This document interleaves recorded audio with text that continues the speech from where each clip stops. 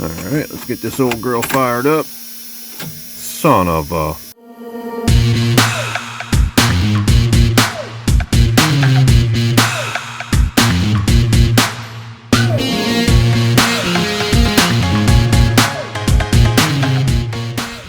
What's up, guys? Welcome back to the channel, welcome back to the driveway, and welcome back in the old second gen, the old street tractor. Well, she's currently down.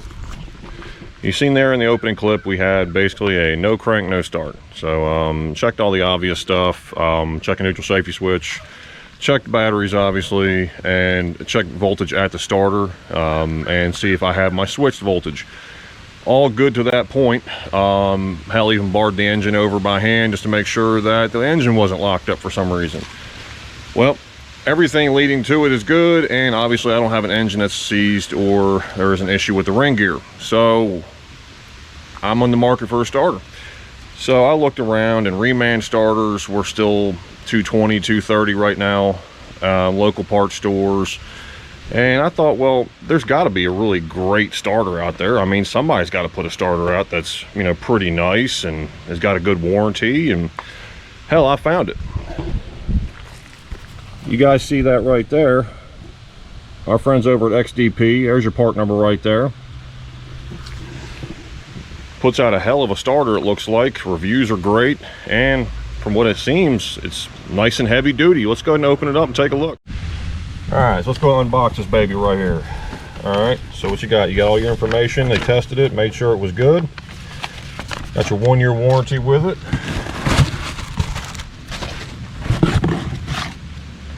And just take a look at that. Look at that. Got a nice little bed liner coating on it, and a reminder about that 1-year warranty. All right, let's get started. All right, so if you've never removed these starters on these old trucks, they're roughly, first and foremost, they're roughly about 25 pounds. So hopefully you can sustain 25 pounds with one hand. Secondly, it's 3 bolts that hold it in place. They are 10 millimeter 12-point sockets. So unless somebody has changed those bolts over on your truck, that's pretty much what it is. You've got your main positive battery cable, and then you have the exciter wire, trigger wire, and that's roughly about it. Let me go ahead and I'll show it to you on the new starter so you have an idea for reference. So you got that guy right there, and then you also have your trigger wire, your exciter wire right there. That's actually even labeled right there, and we'll even give you the torque spec if you so choose to torque it down to 45 inch-pounds, which is like literally next to nothing. You can put a 1/4 inch on it and just kind of feel until it stops. Aside from that, disconnect your negative battery terminals. So you take the ground away from the circuit, and then loosen the bolts, remove the starter, remove the battery cable, remove the trigger wire, remove the battery, or remove the starter, sorry. I'll show you kind of the ins and outs. Shouldn't be anything really special here. Put you guys on a time lapse, and we'll go from there.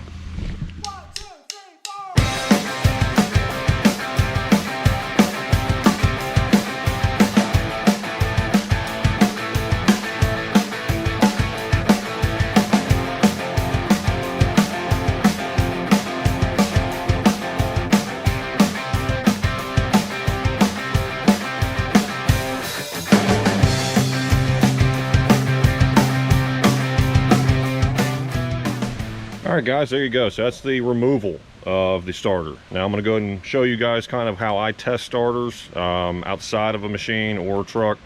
So you got your little snap-on jump box. You're grounded to the ear right there, and then you obviously have got your heavy lug. I install a starter button or a jumper button that basically jumps across the heavy lug over to the trigger wire. So all right, so if you guys watch here, you'll see that the bearing's got some play in it, and you can definitely hear the bearings are bad in the starter.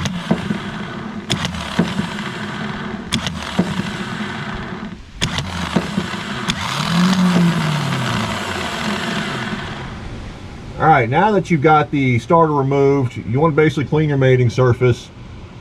All right there. Maybe clean the bolt holes up. And then while you're at it, check your ring gear, make sure the teeth look all right. And then it's install time.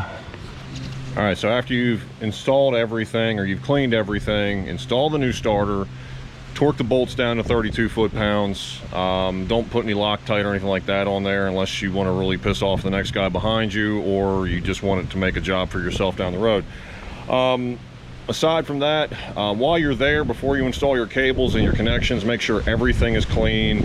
Just, again, you're already there, go ahead and tackle as much as you can. That's the way I always look at things. So time-lapse time, and we'll go ahead and fire it up and see. Hopefully the starter works for us.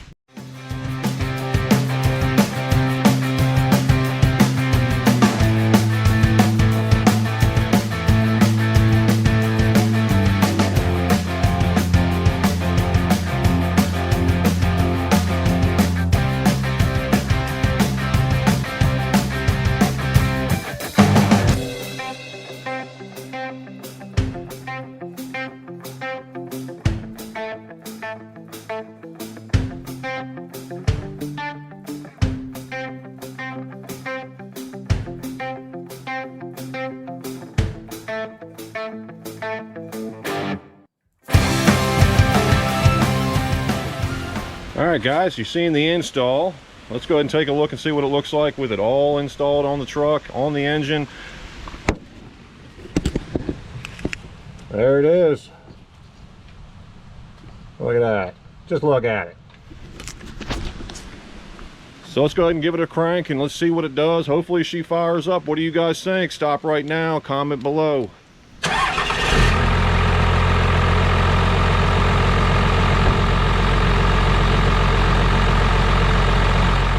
Guys, so we've made a couple of errands, and well, she's fired right back up every time. You guys seen the initial fire, she fires right up a little bit quicker because this is a gear reduction style starter, so it shouldn't take much to get this old girl purring. So I'm gonna leave you guys with this. Make sure you guys are double checking the torque after you've went through a couple of crank cycles. Make sure that everything is tight. Always clean your battery terminals, all your cables, all that. And aside from that, do what you guys always do. Like, share, subscribe, P-Pump the world, and I'll catch you guys in the next video.